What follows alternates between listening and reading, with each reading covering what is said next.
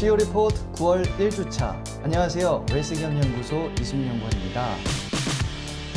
코로나와 함께 시작한 2021년의 여름도 이제는 끝이 다가오고 있습니다. 이제는 말하기도 어색한 2022년을 준비해야 하는 시점이 다가오고 있는데요.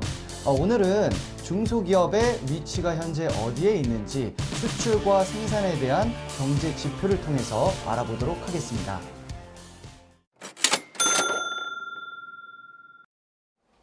지난 7월 기준 중소기업의 수출은 전년 동월 대비 19.4% 증가했습니다. 5개월 연속 증가세를 기록하고 있어서 상당한 의미가 있다고 볼 수가 있겠지만 H&M과 같은 운송기업 파업 등의 문제와 맞물려서 운송 비용의 증가라는 악재가 예상된다는 점은 다들 알고 계셨으면 좋겠습니다.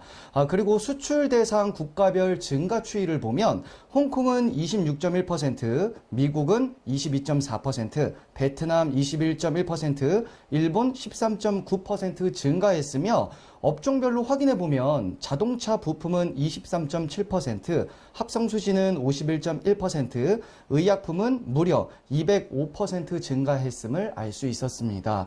그리고 더욱더 고무적인 소식은 제조업과 서비스업의 생산이 지속적으로 증가하고 있어서 중기업의 경우 공장 가동률이 다소 상승했다는 점으로 미뤄봤을 때 중소기업의 경기 전망이 좋아지고 있다고 볼 수가 있겠습니다. 특히 제조업 생산의 경우 9.8%, 제조업 재고는 0.6% 증가했으며 서비스업 생산은 4.0% 전년 동월비 증가했음을 알 수 있었습니다. 2021년 6월 기준 중소기업 공장 가동률은 71.6%이며 자료를 보시면 특히 중기업의 공장 가동률이 75.8%로 코로나 이전 지표를 회복하고 있는 것으로 확인되어서 중소기업의 경기 전망이 그나마 괜찮다라고 판단할 수 있을 것 같습니다. 네, 지난주에는 저희 웰스기업연구소 정월 소장님을 모시고 성과공유 중소기업 제도를 도입한 기업 현황에 대해서 알아보았는데요. 이번 주에는 그 제도를 도입하는 이유에 대해서 더욱더 심층적으로 알아보도록 하겠습니다. 안녕하세요. 웰스기업연구소장 정일입니다. 자, 오늘은 성과공유 중소기업에 대해서 조금 더 심층적으로 알아보도록 하겠습니다.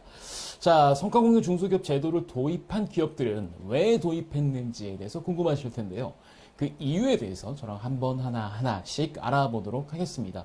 일단 성과공유 중소기업 제도를 도입한 이유는 가장 많은 부분을 차지하는 게 근로자의 직장 만족도 및 직무 몰입도 향상을 위해서입니다.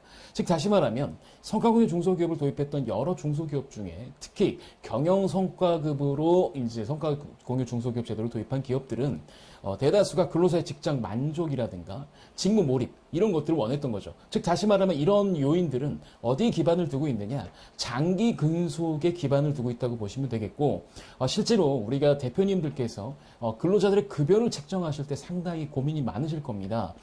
저는 이렇게 생각을 하는 게 기본적으로 근로자가 받는 급여 같은 경우는 솔직히 당연하다고 생각할 수 있고, 그 받는 기본적인 급여를 올린다고 해서 이 생산성이 올라간다고 보기엔 좀 어렵죠. 그렇다고 한다면 인센티브 항목을 적정하게 선택을 하셔야 되는데 그 인센티브로 도입을 위해서 성과공유 중소기업 제도를 도입하고 있다고 보시면 되겠습니다.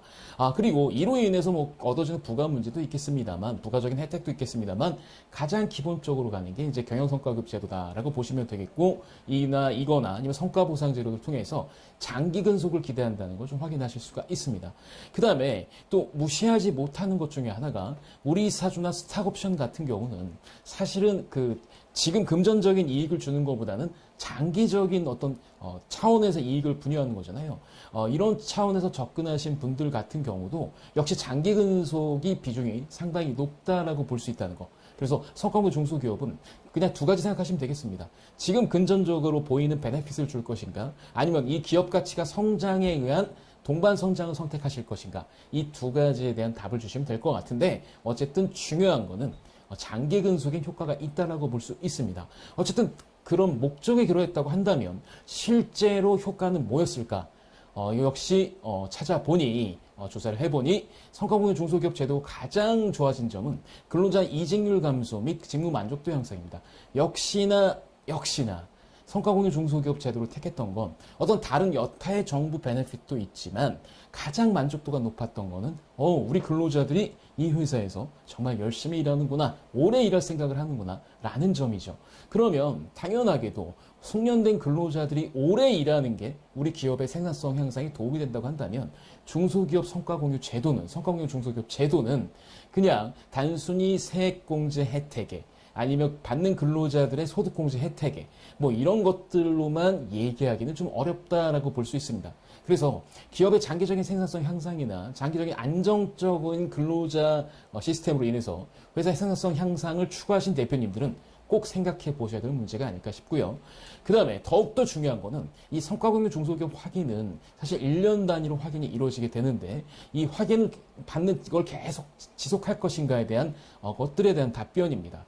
계속해서 지속하겠다라고 하는 그 옵션들이 뭐였냐. 경영성과급 제도를 도입하신 기업들은 무려 98.4%가 계속하겠다. 라는 의견입니다. 그러니까 상당히 반응이 좋죠. 그다음에 스탁 옵션을 도입하신 기업들도 역시 96.5%로 상당히 괜찮다. 근데 이제 생각해 볼 필요는 있어요. 단기적으로 뭔가 현금을 근로자에게 성과를 현금의 형태로 이익을 분여하는 게 아무래도 장기적인 기업 가치의 동반 선장보다는 훨씬 더 장기 근속엔 조금이나마 도움이 더 된다라고 볼 수 있고, 그 다음에 이 중소기업 이 성과기업 제도를 도입한 기업들 중에서 이 성과공유 유형을 지속 확대하겠다. 다시 말하면 스탁 옵션으로 들어왔는데 경영 성과급을 주겠다라고 응답한 기업은 92.9%나 됩니다. 자, 이를 통해서 알 수 있는 건 성과공유 중소기업은 중소기업에서 한번 도입해 볼 만하다라는 거고요. 이 도입을 하게 되면 가장 긍정적인 효과로 근로자의 장기 근속이다. 이로 인한 생산성 향상이다라고 보시면 될 것 같습니다. 이번 주는 여기까지입니다. 이번 주 저희가 준비한 소식은 여기까지입니다. 저희 웰스기업연구소는 중소기업의 성공을 위해서 항상 최선을 다하겠습니다. 좋아요, 구독, 알림 버튼은 저희가 콘텐츠를 만드는데 많은 도움이 됩니다.